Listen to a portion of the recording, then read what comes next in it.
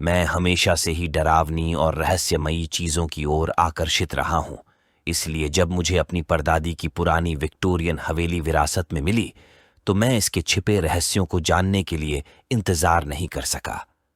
यह घर वर्षों से वीरान पड़ा था। इसका भव्य अग्रभाग अब एक अस्थिर शांति में डूबा हुआ है। मैं इसके इतिहास को उजागर करने के लिए उत्साहित होकर अंदर चला गया, लेकिन मुझे नहीं पता था कि मैं उससे कहीं अधिक भयावह चीज का सामना करने वाला था, जिसकी मैंने कभी कल्पना भी नहीं की थी। पहली रात घटनाहीन थी। मैंने घर का एक एक कमरा देखा। इसकी वास्तुकला को देखकर आश्चर्यचकित रह गया, जो समय के साथ जमी हुई लग रही थी। अलमारियों पर धूल भरी पुरानी किताबें सजी हुई थीं और हर कोने पर प्राचीन फर्नीचर सजा हुआ था।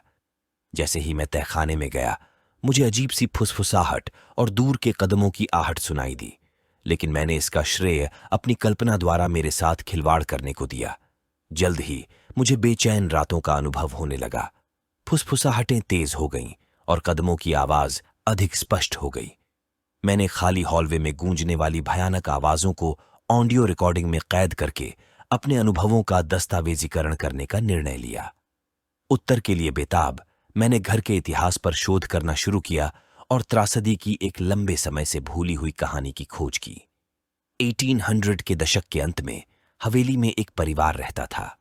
उनकी बेटी एमिली एक वैरागी थी, जिसे उसके अजीब परेशान करने वाले व्यवहार के कारण शहर के लोगों ने तिरस्कृत कर दिया था।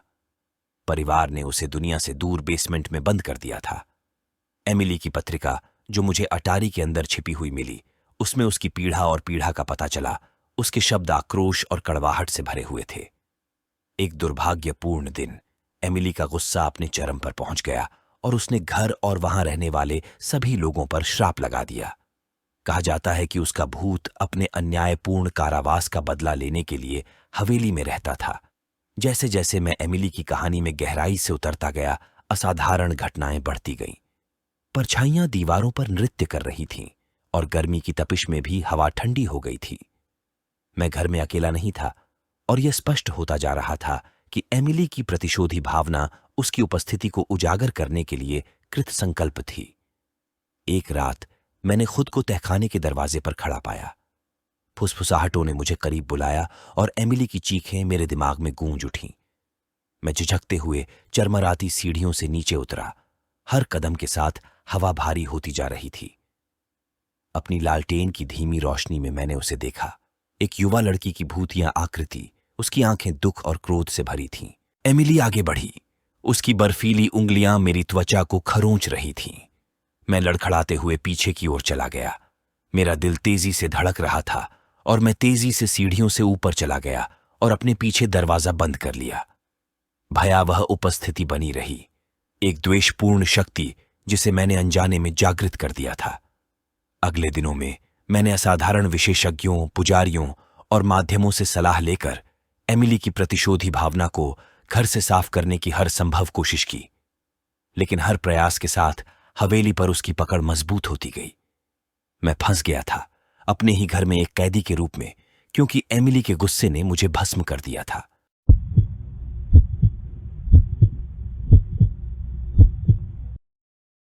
मैं ठंडे पसीने से लथपथ हो उठा। कमरे में भयानक सन्नाटा छा गया।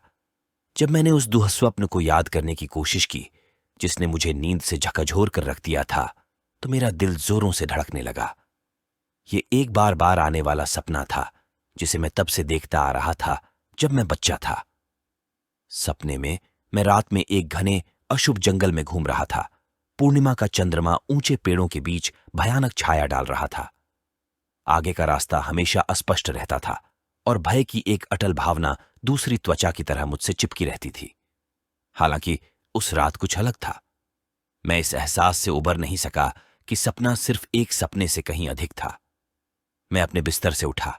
मेरे पैर ठंडे लकड़ी के फर्श पर पड़े और खिड़की की ओर बढ़ा।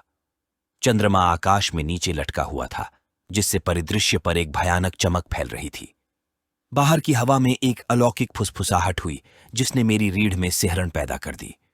जैसे ही मैंने अंधेरे में देखा, मुझे दूर पर एक हल्की सी झलक दिखी। रोशनी की एक छोटी सी झिलमिलाहट जो इच्छा ओद विस्प की तरह नाच रही थी। मैं जानता था कि मुझे वहीं रुकना चाहिए, लेकिन एक अज्ञात इच्छा ने मुझे अपने पिछवाड़े से परे जंगल में जाने के लिए मजबूर कर दिया। मैंने अपना कोट और जूते पहने, टॉर्च ली और चरमराता हुआ पिछला दरवाजा खोला। जैसे ही मैंने उसके छायादार आलिंगन में कदम रखा, जंगल जीवंत हो उठा।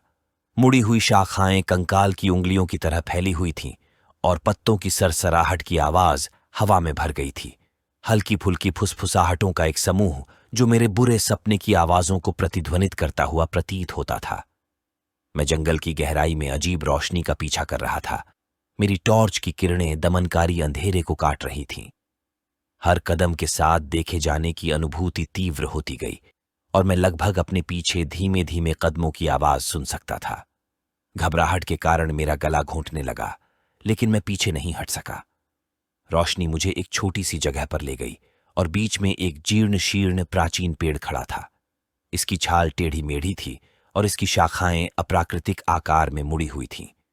पेड़ के नीचे मुझे भयानक चमक का स्रोत मिला, एक अलंकृत धूमिल लालटेन। ये मेरे बार बार आने वाले सपनों जैसा ही था। जैसे ही मैं लालटेन की ओर बढ़ा, मुझे पेड़ से एक ठंडी फुसफुसाहट सुनाई दी। आपको यह मिल गया, ये फुसफुसाया और मेरे नीचे की जमीन कांप उठी। पेड़ की जड़ें सांपों की तरह हिलने डुलने लगीं और मुझे एहसास हुआ कि मैंने कुछ प्राचीन और द्वेषपूर्ण चीज को जागृत कर लिया है। मैंने भागने की कोशिश की, लेकिन जंगल मेरे खिलाफ साजिश रचता नजर आया। पेड़ करीब आ गए, उनकी शाखाएं मुझे फंसाने के लिए आगे बढ़ीं और मेरे पैरों के नीचे की जमीन एक खतरनाक धंसते दलदल में बदल गई। मेरी टॉर्च टिमटिमा गई और बुझ गई, जिससे मैं बिल्कुल अंधेरे में डूब गया। फुसफुसाहटें तेज हो गईं, मुझे चारों ओर से घेर लिया। मुझे ठंड महसूस हुई। मेरी त्वचा पर हड्डी वाली उंगलियां मुझे जकड़ रही थीं और दुःस्वप्न के दिल में गहराई तक खींच रही थीं।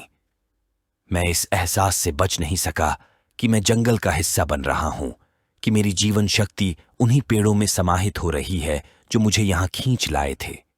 उस पल में मुझे अपने बार बार आने वाले सपनों की असली भयावहता का एहसास हुआ। वे महज सपने नहीं थे, वे चेतावनियां थीं। जंगल, लालटेन, प्राचीन पेड़, वे सभी जुड़े हुए थे और वे कुछ ऐसी चीज के लिए भूखे थे जिसे मैं समझ नहीं सका। जैसे जैसे फुसफुसाहटें गगन भेदी होती गईं और अंधेरे ने मुझे घेर लिया, मुझे डर का एहसास हुआ कि मैं इस भयावह जीवित दुःस्वप्न के चंगुल से कभी नहीं बच पाऊंगा।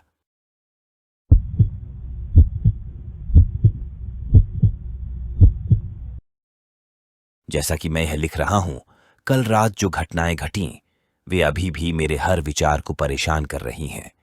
मैं कभी भी अलौकिक में विश्वास करने वालों में से नहीं रहा, लेकिन जो कुछ हुआ उसने मुझे अंदर तक झकझोर कर रख दिया है। मैं अपनी कहानी साझा करने के लिए मजबूर महसूस करता हूं, क्योंकि अगर मैं ऐसा नहीं करूंगा तो मुझे डर है कि मुझे कभी सांत्वना नहीं मिल पाएगी।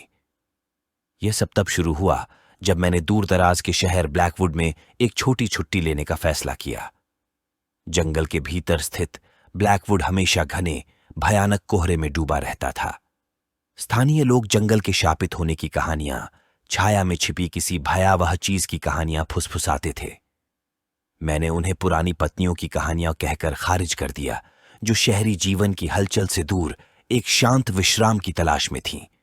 मेरी मंजिल एक विचित्र पृथक केबिन, एक छोटी लकड़ी की संरचना थी जिसने बेहतर दिन देखे थे। इस स्थान से पुरातनता का आभास होता है। इसकी चरमराती फर्श और प्राचीन फर्नीचर से इसकी उम्र स्पष्ट होती है। बसने के बाद मैंने केबिन के आसपास के जंगल का पता लगाने का फैसला किया। ऊंचे ऊंचे पेड़ों की लंबी टेढ़ी मेढ़ी छायाएं मेरी ओर बढ़ती हुई प्रतीत हो रही थीं, लेकिन मैंने बेचैनी को महज कल्पना समझकर टाल दिया। जैसे ही रात हुई, मैंने केबिन के पत्थर के चूल्हे में आग जलाई और उसकी गर्मी से लिपट गया। बाहर तेज हवा चल रही थी, मेरे चारों ओर कोहरा घना हो रहा था। तभी मैंने इसे सुना, एक नरम शोकपूर्ण विलाप जिसने मेरी रीढ़ को झकझोर कर रख दिया। मैं अंधेरे में झांकते हुए खिड़की की ओर भागा। पहले तो मैंने कुछ नहीं देखा, लेकिन विलाप जारी रहा, तेज और अधिक हताश होता गया। घबराहट के साथ मैं भयानक चीख का पीछा करते हुए धुंध भरे जंगल में चला गया। हर कदम भारी लग रहा था, मानो जंगल ही मुझे दूर रखने की कोशिश कर रहा हो। जब मेरी नजर एक जीर्ण शीर्ण ऊंचे ऊंचे कब्रिस्तान पर पड़ी, तो मेरा दिल जोरों से धड़कने लगा। ऐसा लग रहा था कि रोना वहीं से आ रहा था और मैं मुश्किल से कब्रों के बीच एक छायादार आकृति को पहचान सका। सावधानी से आगे बढ़ने पर मुझे एहसास हुआ कि वह आकृति मानव की नहीं थी। यह एक विचित्र टेढ़ा मेढ़ा प्राणी था जो एक जीर्ण शीर्ण कब्र पर झुका हुआ था। उसकी हड्डी वाली उंगलियां गंदगी को नोच रही थीं। रोना अधिक तेज, अधिक पीड़ादायक हो गया और जीव खोखली, खाली आंखों के साथ मेरी ओर मुड़ा। इसकी आवाज मेरे मन में फुसफुसाई, निराशा की एक ठंडी प्रतिध्वनि, मानो वह अपनी शाश्वत पीड़ा को साझा करना चाह रही हो। भयभीत होकर मैं वापस केबिन की ओर भाग गया। जब तक मैंने दरवाजा बंद नहीं किया तब तक रोना मेरा पीछा कर रहा था। ऐसा लग रहा था कि बाहर कोहरा खिड़कियों पर दबाव डाल रहा है, परछाइयां खतरनाक रूप से बदल रही हैं। मुझे पता था कि मैं केबिन में अकेला नहीं हूं। उस शापित कब्रिस्तान से कुछ दुष्ट वस्तु पार हो गई थी। पूरी रात मैंने प्राणी की पीड़ा भरी चीखें सुनी जो करीब आ रही थीं और अधिक खतरनाक हो रही थीं। मैं छाया में इसकी उपस्थिति महसूस कर सकता था और इसने मेरे मन में अकथनीय भयावहता का संचार कर दिया। मैं बुझती हुई आग से लिपट गया और अपने बचाव के लिए एक कच्चे लोहे के पोकर को पकड़ लिया।